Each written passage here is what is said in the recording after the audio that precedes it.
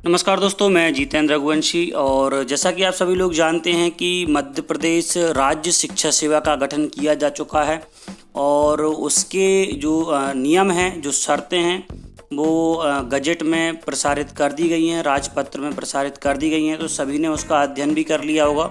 लेकिन उसके बाद एक सबसे बड़ी समस्या ये आ रही है कि व्हाट्सएप के माध्यम से एक मैसेज फैलाया जा रहा है।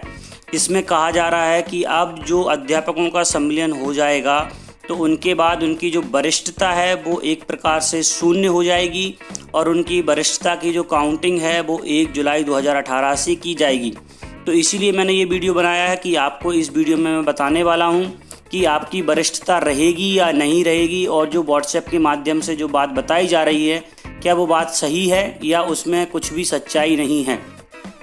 तो सबसे पहले हम उस व्हाट्सएप के मैसेज को पढ़ लेते हैं जिसमें ये दावा किया गया है कि अब जो अध्यापकों की वरिष्ठता है वो एक तरीके से शून्य हो जाएगी और उनकी जो सर्विस है एक प्रकार से नई सर्विस मानी जाएगी। तो चलिए पहले उस पोस्ट को देखते हैं। यहाँ पर देखिए, पोस्ट में लिखा हुआ है, ध्यान से पढ़ें, यह प्राप्त जानकारी के अध्ययन पर आधारित है।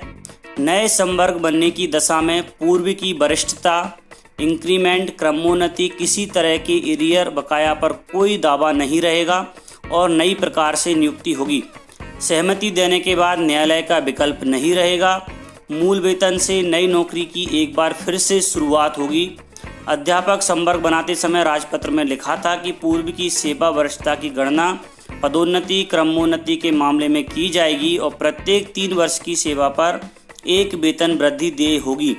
इस राजपत्र में पूर्व की वरिष्ठता की गणना और पूर्व की सेवा पर वेतन वृद्धि दोनों ही नदारत है। तो ये वो मैसेज है जिसमें ये दावा किया गया है कि पूर्व की जो वरिष्ठता है उस पर कोई भी दावा नहीं रहेगा और ये एक प्रकार से नई नियुक्ति होगी और न्यायालय का आप जो सहमति का जो विकल्प देंगे उसके बाद न्यायालय में भी आप नहीं जा सकते और मूल वेतन से भी आपकी नौकरी की एक बार फिर से शुरुआत होगी।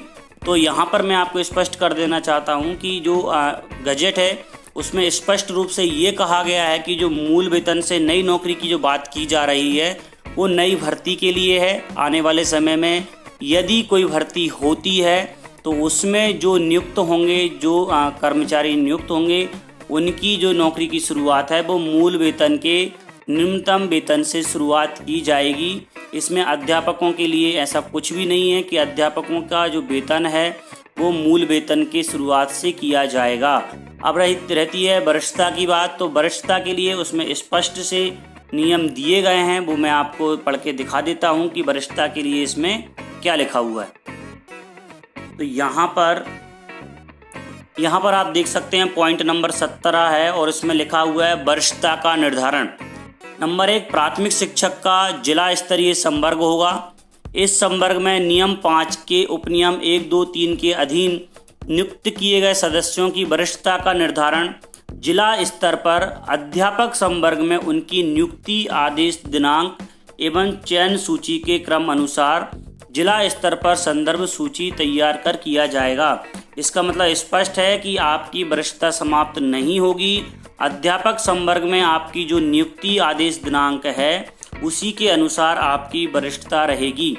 साथ ही दिया हुआ है, एक ही वरिष्ठता क्रम पर एक से अधिक व्यक्ति आते हैं तो जिसकी आयु अधिक होगी उसे वरिष्ठ माना जाएगा एवं कम आयु वाले को उसके नीचे रखा जाएगा। नियुक्ति आदेश दिनांक, चयन सूची का क्रमांक एवं जन्म तिथि समान होने की स्थिति में अध्यापक के नाम के अंग्रेजी वर्णमाला क्रम के अनुसार वरिष्ठता का निर्धारण किया जाकर नियुक्तिकर्तावार संदर्भ सूची तैयार कर वरिष्ठता का निर्धारण किया जाएगा। तो अगर आप पूरे पॉइंट को ध्यान से पढ़ें तो इसमें ऐसा कहीं भी नहीं लिखा हुआ है कि आपकी नियुक्ति 1 जुलाई 2018 से इस संवर्ग में की जा रही है तो अब आपकी वरिष्ठता का निर्धारण भी 1 जुलाई 2018 से ही होगा। इसमें स्पष्ट लिखा है कि अध्यापक संवर्ग में जब आपकी नियुक्ति हुई है उसी दिनांक से आपकी वरिष्ठता कायम रहेगी। इसी प्रकार से प्रत्येक संवर्ग की अंतिम वरिष्ठता सूची का प्रकाशन उनके नियुक्ति प्राधिकारी द्वारा किया जाएगा। जारी अंतरिम वरिष्ठता सूची में 15 दिवस की समय सीमा में संबंधितों से दावे आपत्तियां प्राप्त कर नियमानुसार वरिष्ठता का सूची का अंतिम रूप से प्रकाशन किया जाएगा। जैसे कि पहले होता आया है वैसे ही सभी नियम यहाँ पर लिखे हुए हैं। अध्यापक संवर्ग में एक निकाय से अन्य निकाय में संविलियन किए गए अध्यापकों की संबंधित नवीन निकाय में पदभार ग्रहण करने की दिनांक से वरिष्ठता का निर्धारण किया जाएगा। पहले भी यही होता था कि अगर आप एक निकाय चेंज करते हैं तो आपकी वरिष्ठता चली जाती थी, वही नियम यहाँ पे लगा हुआ है। आने वाले समय में ये नियम लागू नहीं होगा, लेकिन 1 जुलाई 2018 से पहले यदि किसी ने निकाय चेंज किया है तो उस निकाय में जो आपकी पदभार ग्रहण डेट है उसी डेट से आपकी वरिष्ठता का निर्धारण किया जाएगा। साथ में है प्रत्येक संवर्ग की वरिष्ठता सूची का प्रकाशन प्रथम बार इस नियम के प्रवर्त होने के 3 माह के भीतर और इसके बाद प्रतिवर्ष 1 अप्रैल की स्थिति में किया जाएगा। मतलब जब आपका संविलियन आदेश आ जाएगा उसके बाद 3 महीने के अंदर वरिष्ठता सूची प्रकाशित होगी और फिर हर वर्ष 1 अप्रैल की स्थिति में इसको प्रकाशित किया जाएगा। साथ ही माध्यमिक शिक्षक का संवर्ग संभाग स्तरीय है तो इनके लिए भी ऊपर वाले वही नियम लगेंगे। उच्च माध्यमिक शिक्षक का संवर्ग राज्य स्तरीय है तो इनके लिए भी जो प्राथमिक शिक्षक के नियम हैं उसी प्रकार से वरिष्ठता सूची तैयार की जाएगी।